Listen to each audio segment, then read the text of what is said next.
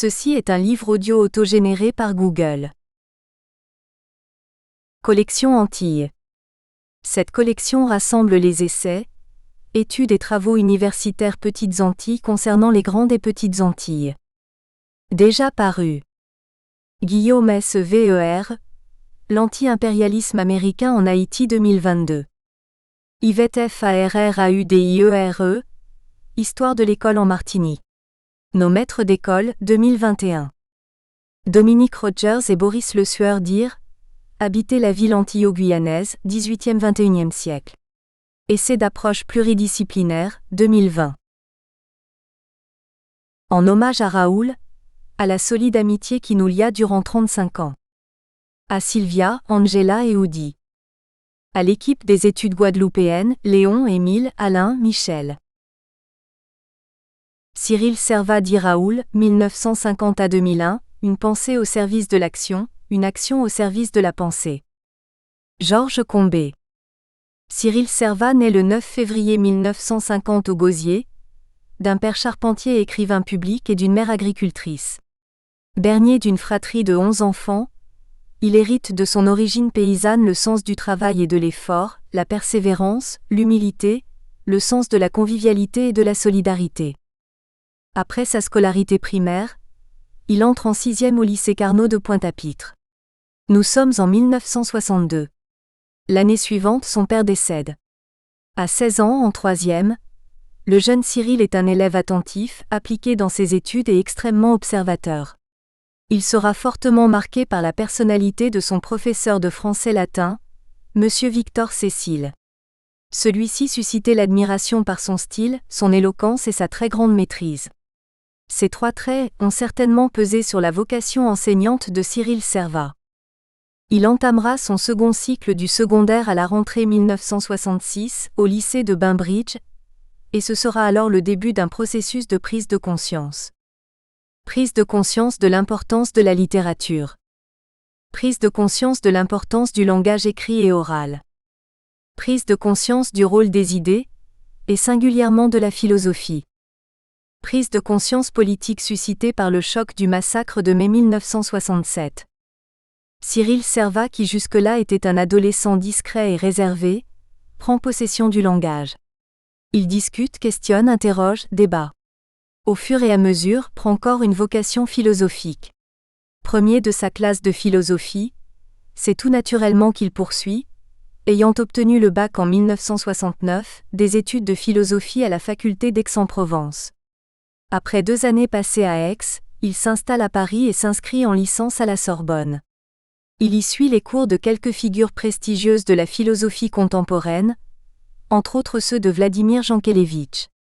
Parallèlement à ses études, il milite activement dans les milieux de l'émigration étudiante et ouvrière guadeloupéenne de Paris. Titulaire d'une licence et d'une maîtrise de philosophie, il rejoint la Martinique en 1973 où il enseigne sa discipline durant 1 an dans un établissement privé, l'IME, Institut martiniquais d'études, dirigé par Édouard Glissant.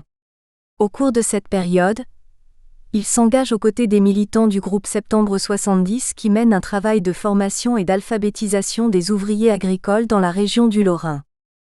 De retour en Guadeloupe en 1974, il enseigne au lycée de Bainbridge puis au collège de Sainte-Rose et milite activement dans le milieu enseignant. En 1976, il effectue son service militaire au camp de la Jaille. Passionné de philosophie politique, il prépare sous la direction du professeur Louis Salamolin une thèse de doctorat en philosophie sur le concept de révolution nationale démocratique qu'il soutiendra en avril 1980 avec succès, obtenant la mention très bien. L'année 1979 et le début des années 1980 marqueront une période forte d'engagement intellectuel. Le 21 novembre 1979, paraît le Journal guadeloupéen, magazine d'information dont Cyril Servat est un des rédacteurs. Il s'agit selon l'équipe de cet organe de prendre le pouvoir d'informer. Signant l'éditorial du numéro 3 en date du 21 décembre 1979, Cyril donne le ton de ce qui sera l'orientation de sa pensée et de son action au cours des 2 décennies suivantes. Il est bel et bien révolu, le temps des modèles, chinois, cambodgiens, etc., le temps des livres appris par cœur et rejetés en cœur. Nous voilà en face de notre vie, de notre destin, d'un peuple guadeloupéen en fin de compte si spécial, quoiqu'aspirant comme les autres peuples à la liberté, au mieux-être, à la dignité. Et il poursuit. Il faut donc réfléchir par soi-même et trouver le moyen avec notre propre expérience et celle indirecte des autres pays, d'apporter une contribution originale à la civilisation mondiale, sur le plan de l'organisation sociale, du développement et de la culture. Le combat pour une réflexion active, ainsi que pour une pensée résolument au service de l'action revêtira deux formes. La première se situera au plan de l'activité philosophique. Professeur de philosophie au lycée Faustin Flairet de Morne-à-l'Eau, Cyril Servat participera à la création de l'Association des professeurs de philosophie de la Guadeloupe, dont il sera le président en exercice à sa mort. Il s'engagera dans la formation continue des professeurs de philosophie et sera un membre actif de la structure académique pilotant cette formation, le GRF. Groupe de réflexion et de formation. La seconde forme consistera dans la contribution à la création d'un outil permettant de penser le réel guadeloupéen, afin de produire des idées nécessaires au changement social. Le militant philosophe était parvenu à ce constat, au vu de la situation politique qui prévalait depuis le milieu des années 1980, suite à une série d'échanges et de discussions. Pour lui, il était impossible de sortir la Guadeloupe du marasme dans lequel elle était engluée, auquel s'ajoutait la désorientation du mouvement anticolonialiste, sans une réflexion en profondeur sur la société guadeloupéenne. Un magazine d'information ne pouvait jouer ce rôle, d'où la nécessité de créer une revue, un espace rassemblant des intellectuels de différentes disciplines capables de porter des éclairages indispensables au débat public. Et c'est ainsi que Cyril Servat concrétise cette urgence à penser le réel guadeloupéen en portant avec d'autres sur les fonds baptismaux en 1987, la revue Études guadeloupéennes. Tout naturellement, il signe l'éditorial du premier numéro de la revue qui sort en juin 1989 avec comme titre « Le temps de la pensée ». À ses yeux, le travail intellectuel ne se limitait pas à écrire des articles, aussi profonds soient-ils. Cyril Servat ne se représentait pas comme un intellectuel de salon. Il avait au contraire pris à bras-le-corps la tâche de s'investir dans la diffusion des idées, la confrontation, les débats, les échanges de toutes sortes. Conférences pour les associations de parents d'élèves, participation à des émissions radiophoniques et des débats télévisés, formation de magistrats récemment nommés en Guadeloupe, etc. Aussi considérait-il comme un devoir de répondre à toutes les demandes et sollicitations politiques, syndicales, associatives, médiatiques afin de faire émerger ce projet qui lui tenait à cœur. L'espace public guadeloupéen, EPG. Alors là, un autre temps pourrait commencer, une autre étape pourrait s'amorcer, le temps de l'action. C'est d'ailleurs le titre de l'article qu'il annonçait pour le numéro 8 des Études guadeloupéennes, le deuxième du deuxième millénaire. Malheureusement, la maladie foudroyante et la mort qui s'ensuivit le 28 août 2001 en ont décidé autrement. Le destin a certainement laissé à la postérité le soin de rédiger ce temps de l'action. Qu'il nous soit permis enfin, de citer cet extrait de l'hommage que lui rendait notre collègue Michel Hippon au nom du comité de rédaction, lors de ses funérailles. Mais la mort est venue. Elle a fait son œuvre. À quelle aune estimer cette perte ? Me permettra-t-on ici d'affirmer sans choquer qu'il faudra plus d'une solide charrue pour remuer l'humus des idées, et défricher le champ de l'inculture laissé en partie en jachère par celui qui est parti trop vite ? Me taxera-t-on de présomption, si je soutiens encore que pour cadastrer ce nouveau territoire de l'esprit, il faudra plus d'un arpenteur ratiocinant, plus d'une intelligence appliquée méthodiquement à l'élucidation de notre réel, et qu'il s'agira de mobiliser une intelligence des intelligences seules susceptibles non de remplacer mais de prolonger le travail de Cyril Servat ? Avoir le sens du pays afin de prendre en main son destin. Georges Combet. La revue Études guadeloupéennes a décidé dans un contexte historique particulièrement nébuleux, rempli d'incertitudes de toutes sortes, de présenter à son lectorat 3 articles du philosophe Cyril Servat dit Raoul. Ces 3 textes ainsi réunis constituent selon nous une unité pour la pensée et pour l'action. On remarquera, et peut-être s'étonnera-t-on, que la logique conceptuelle transcende l'ordre chronologique. Pourquoi faire prévaloir l'ordre des concepts sur la chronologie? C'est ce que nous nous attacherons à justifier dans le présent exposé. On peut imaginer un jour le philosophe Raoul Servat planté au sommet du morne sur lequel se tenait la maison familiale à grands bois, gosiers, scruter l'horizon, sinon la profondeur des coulées et se demander « Quel est le sens de ce pays ?»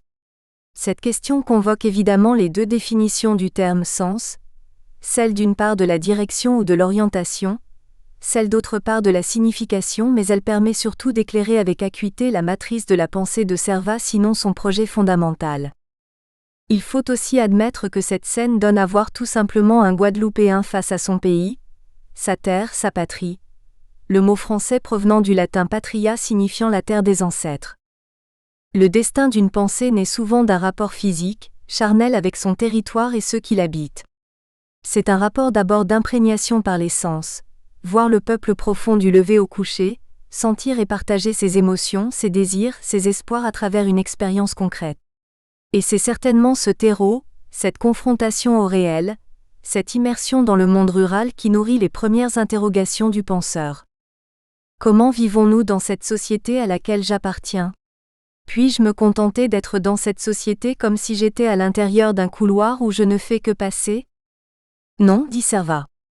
Exister dans ce pays me commande d'adopter une posture éthique, à l'instar du philosophe Emmanuel Lévinas devant le visage d'autrui.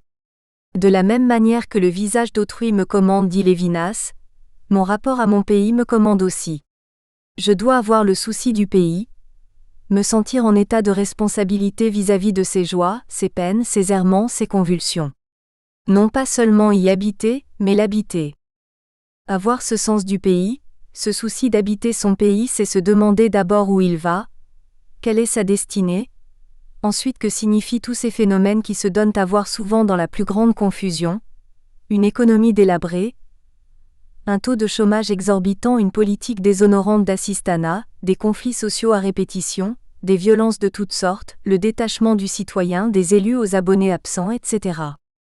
La destinée de la Guadeloupe est-elle celle d'une colonie départementalisée, d'une simple mutation de la forme de la domination coloniale et de la dépendance, pour tout dire celle d'un pays voué à demeurer dans un état de minorité? De tous les signaux témoignant d'un état général de délitement du corps social, ne constitue-t-il pas une grammaire dont il faut déchiffrer le sens profond et qui appelle des réponses urgentes? Ces deux questionnements se situent au niveau de la pensée. C'est dire que le cheminement indiqué par Servat conjugue dans un mouvement d'élévation le ressenti et la pensée réflexive sur le sens. Le sens du pays, le souci du pays commande de penser le pays nôtre afin d'y porter les solutions à la hauteur des problèmes auxquels il est confronté.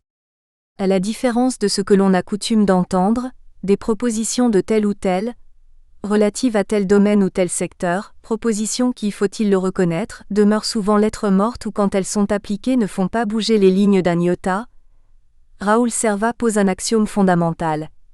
Il faut mettre en œuvre une constitution spécifique pour le pays Guadeloupe. Et il se propose d'énoncer quelques principes en vue d'une telle constitution afin qu'elle ne demeure pas une simple idée. On peut trouver une telle proposition délirante à première vue. Comment peut-on parler d'une constitution pour la Guadeloupe, alors que ce pays ne dispose pas de la souveraineté nationale? Servat ne se serait-il pas laissé abuser par son imagination? N'aurait-il pas confondu un de ses rêves avec la réalité? Eh bien, pas du tout. Tous les soubresauts, toutes les convulsions, tous les signes d'une irrationalité structurelle, du désordre, de la cacophonie sociale, politique, sociétale ne renvoient qu'à un manque fondamental, l'absence d'une colonne vertébrale. La Guadeloupe est une société qui s'échine à vivre sans échine, composée d'éléments qui ne sont reliés à rien, ni piliers, ni voûtes, ni carrésol. Pour tout dire, une société complètement liquide, selon le concept du sociologue Zygmunt Bauman. La constitution qu'appelle Servat de ses vœux a pour fonction et vocation de permettre à l'activité politique d'ordonner et d'administrer la société. Elle assure la fondation de la légitimité et confère, partant, l'auctoritas, autorité, aux gouvernants amenés à prendre des décisions qui concernent tous les problèmes considérés comme de nature collective. Mais pourquoi donc aller chercher une constitution puisque la Guadeloupe, département français, est régie par la Constitution française de 1958? Le simple bon sens ne commanderait-il pas que l'État français fasse son travail, ici comme ailleurs? Et c'est là que Servat met en évidence un paradoxe des plus étonnants, légitimant sa démarche. Bien que l'État français soit présent partout en Guadeloupe, représenté dans toutes ses prérogatives, il demeure une entité complètement extérieure, un corps complètement étranger à la société guadeloupéenne. C'est bien là que se situe le nœud, le cœur du problème. L'État français n'est pas l'émanation de la société civile qu'il a pour mission d'administrer. En Guadeloupe, la Constitution française qui s'y applique ne correspond pas à la constitution sociale du pays. Il faut entendre par constitution sociale la structure mentale résultant de l'interaction d'un système complexe de facteurs divers dont les interférences déterminent une synthèse dynamique, un état général. En termes clairs, les autorités françaises administrent la Guadeloupe comme si elle n'était qu'un simple prolongement, au-delà de l'Atlantique, de la Bretagne ou de la Normandie. En dépit des promesses réitérées d'adaptation, de dispositifs de différenciation, demeurés sans effet, la Constitution française reste un corps fondamentalement étranger à la société guadeloupéenne. Cette inadéquation structurelle induit une foule de dérèglements majeurs. Ainsi, lors de la crise sanitaire liée à la pandémie du Covid, les représentants de l'État français n'ont cessé de clamer que la loi de la République s'appliquerait ici comme partout sur le territoire. Nous espérons que vous avez apprécié cet aperçu. Pour continuer à écouter ce livre audio sur Google Play Livres, utilisez le lien dans la description de la vidéo.